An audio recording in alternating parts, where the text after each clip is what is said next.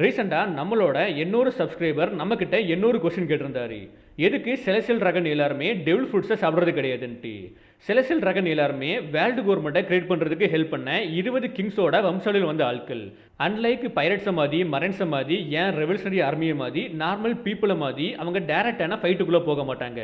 ஏன்னா அவங்கள சுற்றி எப்போவுமே எலக்டான பாடி கார்ட்ஸ் இருப்பாங்க. லைக் சிபி சிரோ மாதிரி. அதனால் அவங்களுக்கு ஃபைட் பண்ண வேண்டிய அவசியம் கிடையாது. அதுலேயும் குறிப்பாக அவங்களோட பொலிட்டிக்கல் ஸ்டேட்டஸ் வந்து ஸ்ட்ரென்த்தை வச்சு கிடையாது, ஸ்டேட்டஸை வச்சு தான். அவங்க எல்லாருமே அவங்கள வந்து கார்டுன்னு சொல்கிறாங்க. ஸோ அதனால் வேர்ல்டு எல்லாத்தையுமே அவங்களுக்கு கீழே தான் பார்ப்பாங்க. அவங்களுக்கு அதிகப்படியான அரகன்ஸ் உண்டு, சுப்பீரியாரிட்டி காம்ப்ளெக்ஸ் உண்டு. அதனால் டெவில் ஃபுட்டை சாப்பிட்றது மூலமாக அவங்களோட டிவைன் ஸ்டேட்டஸ் வந்து கம்மியாகும்னு நினச்சிருக்கலாம். இதை தாண்டி அவங்கள சுற்றி எப்போவுமே காட்ஸ் இருப்பாங்கன்னு சொல்லியிருப்பேன்.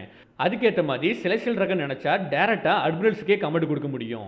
அண்ட் சேம் டைம் எனக்கு இந்த இடம் பிடிக்கவே இல்லை, இந்த இடத்த பஸ்ஸகால் போட்டு அழிச்சிருன்னு சொன்னால் பண்ணுவாங்க. அதே மாதிரி சிபி சிரோக்கு ஆர்டர் கொடுக்க முடியும். குறிப்பாக இவங்களை பாதுகாக்கிறதுக்காண்டி தான் ஹோலி நடிச்சு இருக்காங்க. பேசிக்காக அவங்களுமே செலஸ்டியல் டிராகன் தான். அதில் நம்ம சோமராக இருக்கட்டும் கில்லிங்கமாக இருக்கட்டும், ரெண்டு பேருமே டெவில் ஃபுட்டை சாப்பிட்ருப்பாங்க. பட் ஸ்டில் அவங்களுமே செலஸ்டியல் டிராகனை பாதுகாக்கிறதுக்காண்டி தான் இருக்காங்க. குறிப்பாக செலஸ்டியல் டிராகன் எல்லாருமே ரெட் லைனோட டாப்பில் மேரேஜ் யூஸில் வாழ்ந்துட்டு இருக்காங்க. மோஸ்ட்டாக அங்கே தான் இருப்பாங்க. பட் சம்டைம்ஸ் கடல் வழியாக ஏதாவது ஒரு இடத்துக்கு போக வாய்ப்பு இருக்குது. அப்படியே அவங்க டெவில் ஃபுட் சாப்பிட்டு தெரியாதனமாக கடலில் விழுந்துட்டாங்கன்னா அது அவங்களுக்கு டிஸ்அட்வான்டேஜாக இருக்கும். குறிப்பாக அது அவங்களோட டிவைன் ஸ்டேட்டஸையும் கம்மி பண்ணும். ஏன்னா வேற யாராவது ஒரு ஆள் வந்து காப்பாற்றுறது மூலமாக கண்டிப்பாக அது கம்மி பண்ணும்ல.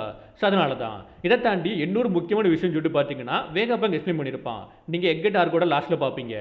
அதில் ஈமு லுலிசே கிங்டமை டிஸ்ட்ராய் பண்ணது மூலமாக வேர்ல்டில் ஒன் பீஸ் வேர்ல்டில் 1 மீட்டருக்கு சி லெவல் இன்க்ரீஸ் ஆகிருக்கும்.